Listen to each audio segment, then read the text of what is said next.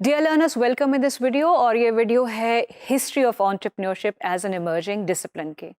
इससे पहली वीडियो में हमने आपको कहानी सुनाई थी कि किस तरह हम स्टोन एज से एग्रीकल्चर, एग्रीकल्चर से इंडस्ट्रियल और इंडस्ट्रियल एज से टेक्नोलॉजिकल रेवोल्यूशन तक का हमने सफ़र तय किया। और ये सारा सफ़र उन एंटरप्राइजिंग माइंडसेट्स ने हमें तय करवाया जो कि अपने रिसोर्सेज को बंडल और रीबंडल करते रहते हैं in an unconventional way. This is the agenda of this video. इस वीडियो में हम बात करेंगे कि what is an academic discipline. फिर हम बात करेंगे कि एंटरप्रेन्योरशिप एक एकेडमिक डिसिप्लिन के तौर पे किस तरह से इमर्ज हुआ और इसके मेन कंट्रीब्यूटर्स कौन से थे। आप बहुत सी किताबें पढ़ते हैं और वो किताबें किसी न किसी डिसिप्लिन से उनका ताल्लुक होता है। नाउ लेट अस सी कि डिसिप्लिन होता क्या है। By the definition, discipline is a particular area of study, especially a subject of study in a college or a university.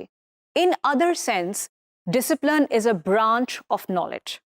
आपने philosophy, archaeology, geography, psychology, economics, history, mathematics, political science, social science, linguistic, computer science, हर तरह के discipline को आप study करते हैं as a student.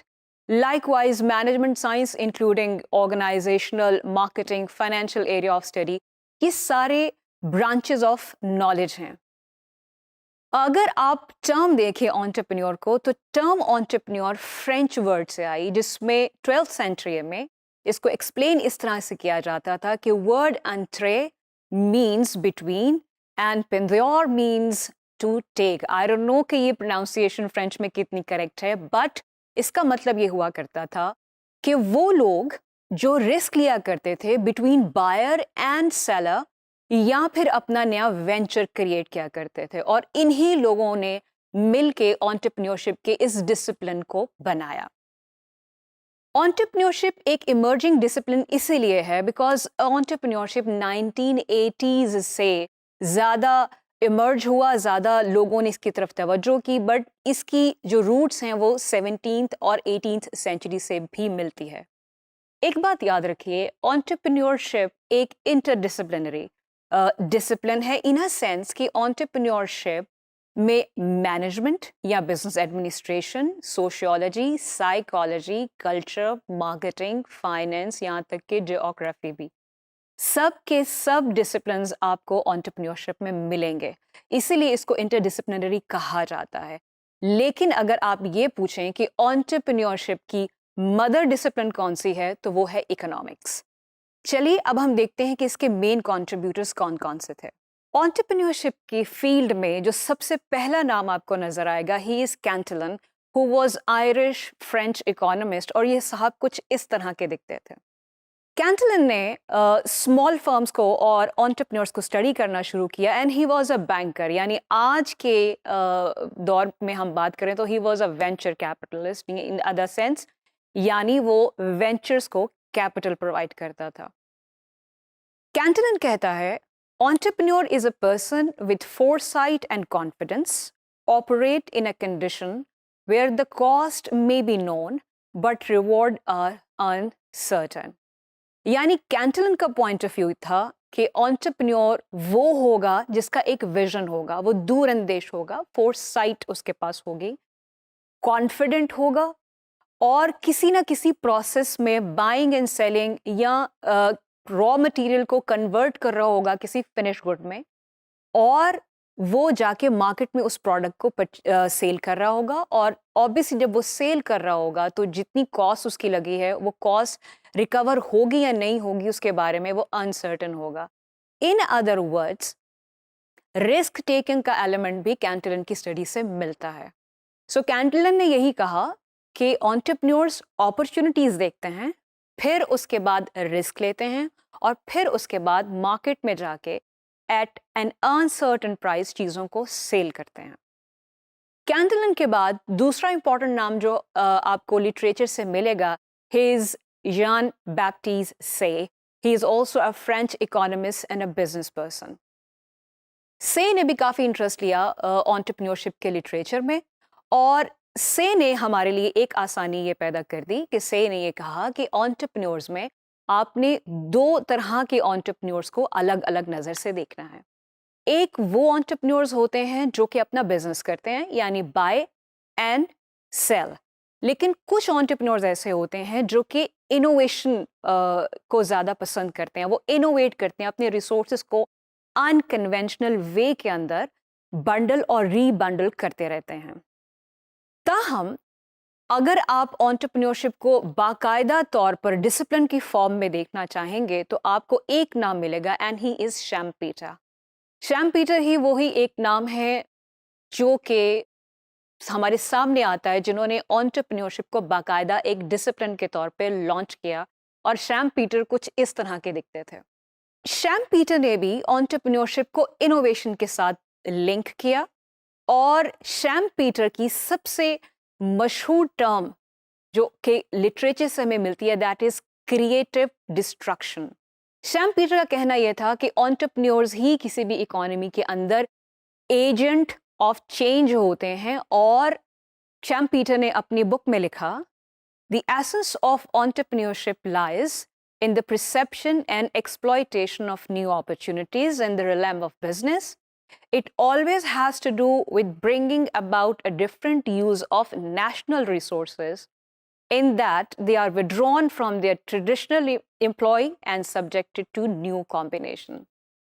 Sham Peter के इस पूरे टेक्स्ट से आपको नजर आया होगा कि इनोवेशन के अंदर शैम पीटर ने अगेन एंटरप्राइजिंग माइंडसेट्स की बात की है कि एंटरप्रेन्योरशिप क्या होती है। आपके जितने भी रिसोर्सेज हैं, क्रिएटिव डिस्ट्रक्शन के लिए उन रिसोर्सेज को उनकी कन्वेंशनल मोड से निकालिए, उसकी रीबंडलिंग कीजिए विद एन इनोवेटिव वे, और इस तरह से आप अपने वेंचर्स क्रिएट करते हैं, रिस्क लेते हैं और अपनी इकोनॉमी के डेवलपमेंट में काम करते हैं। सो शैम पीटर के लिटरेचर से हमारे सामने जो बातें आती हैं about the entrepreneurship and entrepreneur, वो ये हैं। नंबर एक के जो एंटरप्रेन्योर्स होते हैं वो अपॉर्चुनिटी हंटर्स होते हैं। वो अपॉर्चुनिटी को हंट करते हैं, डिडक्ट करते हैं सिस्टम में से। Number two, they are the creators of enterprises, यानी वो नए वेंचर्स, नए बिजनेसेस क्रिएट करते हैं, जिसका ताल्लुक स्टार्टअप से भी है। और तीसरा ये कि they are the risk takers, वो रिस्क लेते हैं, और क्रिएटिव डिस्ट्रक्शन रिस्क लिए बगैर नहीं आ सकते। हम तीन मेन कंट्रीब्यूटर्स के बारे में बात कर चुके हैं, अब अगले कंट्रीब्यूटर के बारे में बात करते हैं। He is William Baumol. Recent philosophers में अगर आप देखेंगे तो इनका काम आपको काफ़ी नज़र आएगा। बाउमॉल ने हमारे लिए जो आसानी पैदा की वो ये पैदा की कि एक बहुत बड़ी डिस्कशन थी, और वो डिस्कशन ये थी कि एक जो कि अपने रिसोर्सेज का बड़ा एंटरप्राइजिंग इस्तेमाल कर रहे हैं, यानी इनोवेटिव हैं, और नंबर टू वो वाले एंटरप्रेन्योर्स जो कि मिसाल के तौर पे एक चलता हुआ बिजनेस बाय करते हैं, या सिर्फ बाइंग एंड सेलिंग करते हैं, यानी उनका ताल्लुक इनोवेशन से बहुत ज़्यादा नहीं है। क्या ये दोनों एंटरप्रेन्योर्स हैं? बाउमॉल ने हमारे लिए ये आसानी पैदा की कि उन्होंने कहा कि दो कैटेगरीज हैं एंटरप्रेन्योर्स की।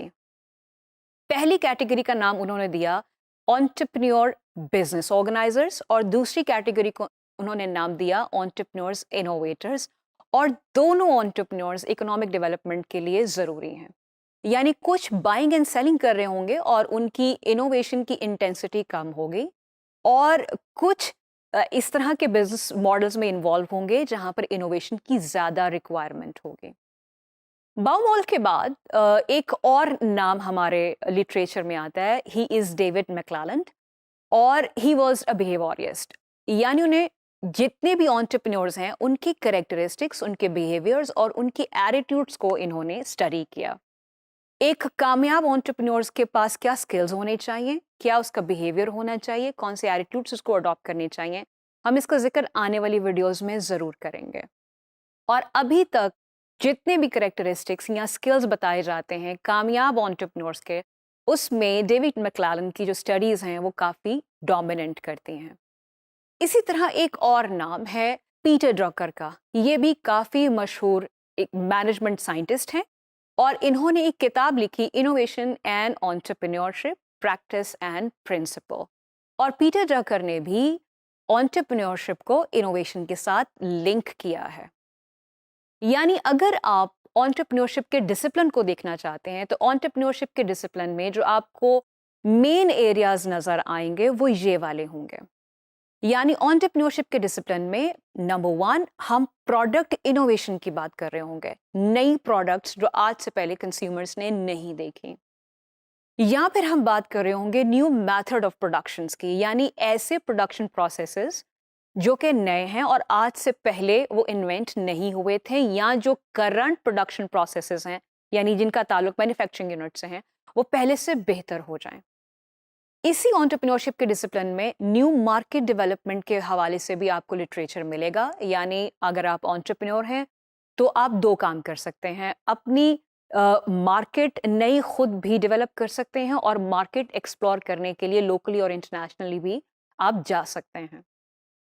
उसके अलावा हमारे पास जो हमारी सप्लाई चेन मैनेजमेंट है या सप्लाई ऑफ रॉ मटेरियल है, बाज़-औक़ात बहुत से ऐसा मटेरियल या नेचुरल रिसोर्सेज में कुछ ऐसे हमारे पास धातें मौजूद होती हैं जिसका इस्तेमाल हम पहले से बेहतर नहीं जानते। ये एंटरप्रेन्योर्स ही होते हैं जो रिस्क लेते हैं, एक्सपेरिमेंट करते हैं, इनोवेट करते हैं और नई-नई सप्लाईज ऑफ रॉ मटेरियल लेकर आते हैं। और उसके अलावा ऑर्गेनाइजेशंस के नए सेटअप, नए स्ट्रक्चर, ज़्यादा फ्लेक्सिबल स्ट्रक्चर्स जो कि इम्पीडिंग टूवर्ड्स इनोवेशन ना हो, यानी ऐसे स्ट्रक्चर्स जो कि इनोवेशन को प्रमोट कर रहे हों। ये तमाम के तमाम एरियाज आपको एंटरप्रेन्योरशिप के डिसिप्लिन में नजर आएंगे। एक चीज़ जो आपने कंफ्यूज नहीं करनी, हमारे यहाँ एंटरप्रेन्योरशिप और एसएमई को या एसएमई मैनेजमेंट को एक दूसरे के लिए इस्तेमाल किया जाता है, यानी एज अ सिनोनिम यूज़ किया जाता है। एंटरप्रेन्योरशिप एसएमई मैनेजमेंट के साथ लिंक ज़रूर है, लेकिन ये दोनों टर्म्स अलग अलग हैं। जब हम एंटरप्रेन्योरशिप की बात करते हैं तो हम न्यू वेंचर क्रिएशन की बात करते हैं। न्यू वेंचर मीन स्टार्टअप, नए बिजनेसेस जो हम बनाते हैं। और यूजुअली जब बिजनेस नया बनता है तो वो स्मॉल ही होता है, बाज़-औक़ात माइक्रो होता है। बाज़-औक़ात आप खुद काम कर रहे होते हैं या आपके साथ एक बहुत छोटी टीम होती है जो आपके बिजनेस मॉडल में आपको हेल्प कर रही होती है।